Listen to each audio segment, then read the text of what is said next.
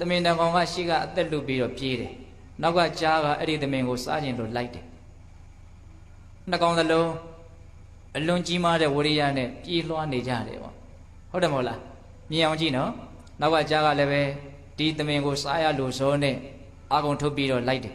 အဲ့ရှိကသမင်ကလည်းပဲမိရင်တော့ငါအစားခံမှာပဲဆိုပြီးတော့သေပေးနဲ့ချင်းချောက်ပြီးတော့သူကလည်းဘာလုပ်တော့ပြေးတယ်ကြားရဲ့ဝရိယနဲ့သမင်ရဲ့ဝရိယဘသူရဲ့ဝရိယကကြီးမယ်လို့ထင်လဲသမင်ရဲ့ဝရိယကြီးတာပေါ့ဟုတ်တယ်မဟုတ်လားစဉ်းစားတော့ဘာဖြစ်လို့တော့သူကအမိခံရင်သေရမှာလေဟိုကမမိလို့ရှိရင်အစာငါယုံပဲရှိတယ်ဟုတ်တယ်မဟုတ်လားအဲ့ဒါနဲ့နှိုင်းရှင်ပြီးတော့စဉ်းစားပေါ့နော်ဝရိယအကျိုးကျေးဇူးကိုတော့စဉ်းစားရင်လည်းပဲကြိုးစားခြင်းသိထက်သန်ပါတယ်နော်ဝရိယမရှိရင်တွေ့ကြုံရမယ့်ဆင်းရဲဒုက္ခတွေကိုစဉ်းစားရင်ဖြစ်တဲ့ဝရိယကအများကြီးပိုလိမ့်မယ်ဆိုတာလေးကိုတွေးမိလို့ပြောပြတာဒါပါကိုရည်ညွှန်းတာတော့စဉ်းစားနော်ဝရိယရှိရင်ရရှိမဲ့အကျိုးကျေးဇူးကိုစဉ်းစားပြီးတော့ဝရိယရှိအောင်လုပ်တာထက်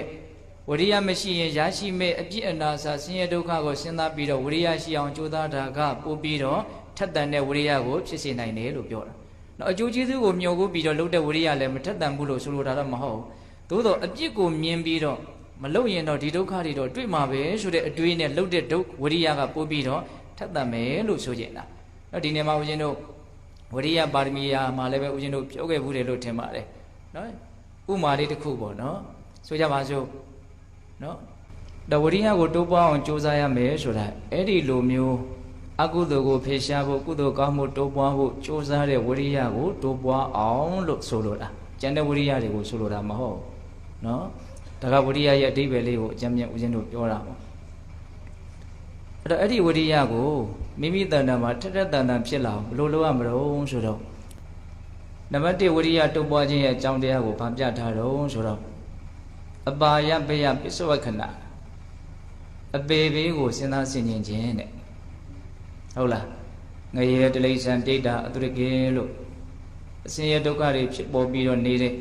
ဒုက္ခကြီးလာတဲ့ဘုံဘဝတွေမရှိဘူးလားရှိတယ်အဲ့ဒီအပေဒုက္ခကိုစဉ်းစားဆင်ခြင်ခြင်းဟာအကုသိုလ်တရားတွေကိုရှောင်ကျဉ်ဖို့အကုသိုလ်တရားတွေကိုပယ်ရှားဖို့ကုသိုလ်တရားတွေတိုးပွားဖို့ကုသိုလ်တရားတွေဖြစ်ပွားဖို့အတွက်နော်ထက်သန်တဲ့လုံလဝရိယကိုဖြစ်ပေါ်စေတယ်လို့ဆိုပါတယ်ဟုတ်လားဒါကြောင့်ငရေဒုက္ခကိုစဉ်းစားရမယ်တဲ့ငါတဲ့အခုချိန်မှာမြင့်မြတ်တဲ့ဝရိယထားလို့ရတယ်ရတုံးလေးမှထားလိုက်ပါတကယ်လို့ငါငရေကြသွားမယ်ငါငရေရောက်နေမယ်ဆိုရင်အလွန်ပူလောင်ဆင်းရဲတဲ့ဒီငရေပြည်မှာငရေဒုက္ခကိုခံရင်းနဲ့ငါဟာဒီမြင့်မြတ်တဲ့လုံလဝရိယကိုဘယ်လို့မှငါမထားနိုင်မှာမဟုတ်ဘူးတဲ့အဲ့ဒီချိန်မှာဝရိယထားခြင်းပါတယ်ဆိုလို့တောင်ထားလို့မရဘူးပေါ့နော်ဒီလောက်ကြီးဆင်းရဲနေတဲ့နေရာမှာအကုသိုလ်တွေမဖြစ်ဖို့ကုသိုလ်တွေဖြစ်ဖို့ဆိုတဲ့ကြိုးစားတဲ့ဝိရိယမျိုးဖြစ်ခွင့်ရပါမလားစဉ်းစားကြည့်နော်ဒါကြောင့်ဝိရိယထားလို့ရတုံးလေးမှာထားလိုက်ပါဆိုတာလေးကိုအဓိကတွေးကြည့်ရမှာနောက်ဦးဇင်းတို့ဟောတလိษံဖြစ်နေတယ်ဟောတလိษံနေဆိုလို့ရှိရင်လည်းပဲအညမညခါရန္တိဆိုတဲ့အတိုင်းဟောတလိษံဘုံဘဝဆိုတာနိုင်ရာစားလောကကြီးပါဟုတ်လားတလိษံတွေရဲ့အနေအထားကိုအများကြီးစဉ်းစားကြည့်သင့်တယ်အဲ့ဒီလိုမျိုးဆင်းရဲလာတဲ့ဒုက္ခကြီးလာတဲ့ဘဝကိုရောက်နေပြီဆိုလို့ရှိရင်လည်းပဲတတိမြင့်မြတ်တဲ့ကြိုးစားအထောက်မှုဝရိယကိုဖြစ်အောင်လုပ်လို့ရပါမလားမရဘူးဒါကြောင့်လုပ်လို့ရတုံးလေးမှာလုပ်မယ်လို့ဒီလိုစဉ်းစားရမယ်နောက်ပြီးတော့ပိဋကဘုံသားပိဋကဘဝအတုရကေဘဝအလွန်ဆင်းရဲလာတဲ့ဆာလမုံငတ်မှုအလိုမပြည့်မှုတွေနဲ့ပဲအချိန်ကုန်နေရတဲ့ကံကပြစ်ချလို့ရသွားတဲ့ဒီဘဝဒီခန္ဓာဇိုးမျိုးရနေပြီဆိုရင်လည်းပဲဒီမြင့်မြတ်တဲ့လုပ်ငန်းစဉ်ကိုလုံနိုင်ဖို့ဆိုတာဘယ်လိုမှမဖြစ်နိုင်ဘူးအဲ့ဒီအချိန်မှာလုံလဝရိယစိုက်ထုတ်ခြင်းပါတယ်ဆိုလို့တောင်စိုက်ထုတ်လို့မရအောင်ဒါကြောင့်ဒီဘဝလေးမှာကိုယ်မှာအသိဉာဏ်လည်းရှိတယ်ခန္ဓာကိုယ်ကလည်းပဲစိတ်ဓာတ်ခွန်အားရုပ်ခွန်အားအားလုံးအရန်တဲ့အနေအထားလေးရှိနေတဲ့အချိန်မှာဒီမြင့်မြတ်တဲ့ကြိုးစားအထောက်မှုဝရိယကိုမြင့်တင်လိုက်ဖို့မလိုဘူးလားဗျာလိုတယ်ဒါကြောင့်အပေလေးပုံကိုစဉ်းစားဆင်ခြင်ပြီးတော့လည်းပဲကိုယ့်ရဲ့လုံလဝရိယကိုတတ်တတ်အောင်ကြိုးစားရမယ်တဲ့ဝရိယမရှိဘူးဆိုလို့ရှိရင်တစ်အချက်အဲ့ဒီပုဂ္ဂိုလ်ရဲ့စိတ်ဟာအကုသိုလ်တရားတွေနဲ့ရောပြုံးနေတဲ့အတွက်ကြောင့်ဆင်းရဲစနေရဲ့နေရလိမ့်မယ်တဲ့နှစ်ချက်ပါပြောတော့